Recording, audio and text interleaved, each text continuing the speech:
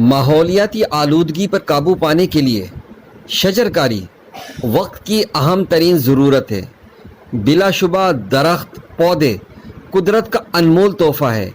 ये न सिर्फ फल देते हैं बल्कि माहौल की खूबसूरती में इजाफे का सबब बनने के साथ साथ हमारी ऑक्सीजन का लाजिम व मलजूम ज़रिया भी बनते हैं। बरतानिया में होने वाली एक तहकीक ने यह भी साबित किया है कि गलियों मोहल्लों में दरख्त सब्ज़ा उगाने से माहौलियाती आलूदगी में वाज़ेह कमी लाई जा सकती है। मैं मौजूद हूँ एक ऐसी ही गली में जहाँ एक सिक्योरिटी गार्ड ने अपनी ड्यूटी के दौरान अपने गार्ड रूम को आम के दरख्त, अंगूर की बेलों और चंबेली के फूलों से सजा दिया है। चंबेली है, ये चंबेली है, मैंने लगाई है। ये चंबेली आपने लगाई, वाह वाह।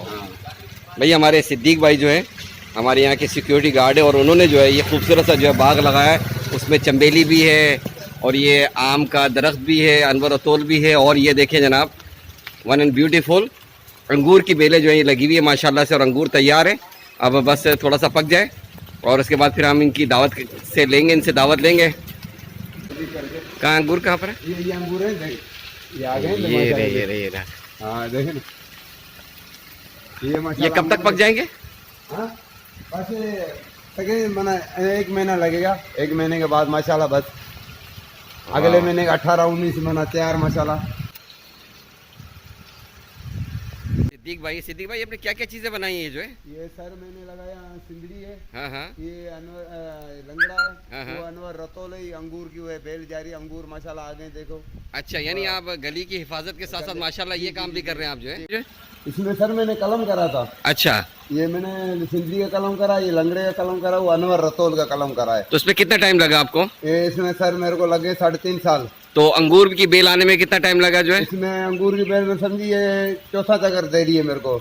अच्छा, 4 चक्कर आ गए अंगूर। 4 चक्कर आ गए और ये पहली दफा आ रहा है जो ये? पहले चक्कर आ रहे हैं सर। अच्छा, इसको 2 साल हुए थे जो है? हाँ, इसके अलावा वो चंबेली लगाई आपने जो है? और कौन सा पौधा लगाया आपने?